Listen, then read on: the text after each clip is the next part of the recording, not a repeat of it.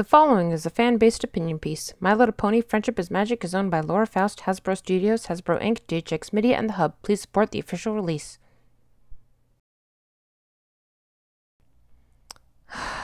Alright, let's talk about Great and Powerful Trixie!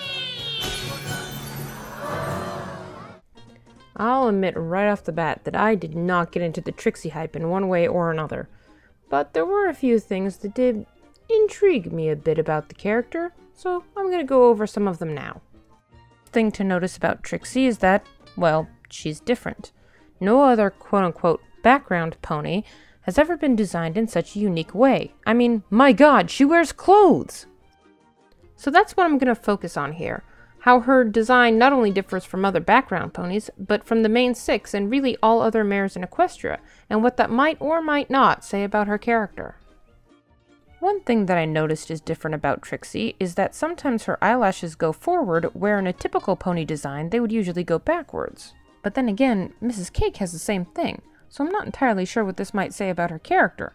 I don't know, maybe she just gets in fights with her eyelash curler or something. Another very telling part of Trixie's design is that, unlike most ponies, she only has one, shall I call, gleam in her eye.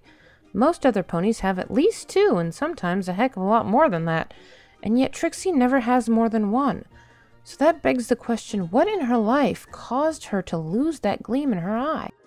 The same can be said for the shine on most ponies' irises. You know, those stripes. Trixie just has sort of a fading hue to it, which makes her eyes look so much darker. Now, up to this point in the series, we had actually seen this eye design before. Firstly in Gilda. But Gilda's another species. I don't know if the comparison can really be made. Then in some of the larger stallions, such as Big Mac or the Royal Guard. There is a bit of a gender barrier there, so whether the comparison can be made is also a little hazy. But we also see it in Granny Smith. Now, Granny Smith is the only other mare who has this eye design, and you might think at first that it's because of her age, but actually her aunt, who should be a generation older than she is, still has that extra shine in her eye. And it should be noted that when Granny Smith was young, she had quote-unquote normal eyes. So if it wasn't simply just getting older, what was it that took that shine from Granny Smith's eye? Well, frankly, we already know. If we take Megan McCarthy's tweets as canon, as most people do, we know that she's had to bury a child. I don't know about you, but that'd take the shine out of my eye. Now, I'm not trying to suggest that Trixie had a similarly traumatic experience, but it might be something to take into account when considering her character. But as with most people, the most intriguing thing about Trixie occurred to me in the final scene. Was it when she was revealed as a fraud? No. Was it when she never learned her lesson? No.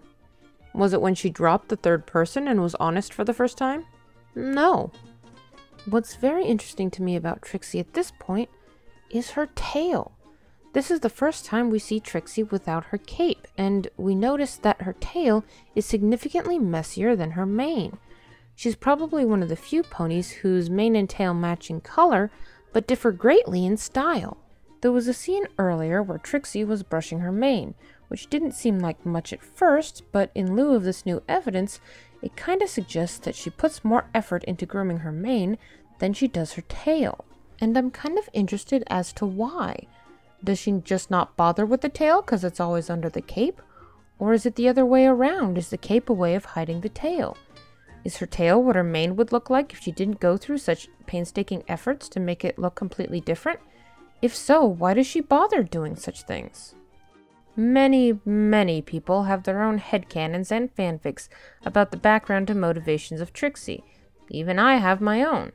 But what do you think? What do you think makes Trixie tick? Is it just her vanity, or is there a darker story behind this? Let me know in the comments, and I will see you later. Brony on, my friends.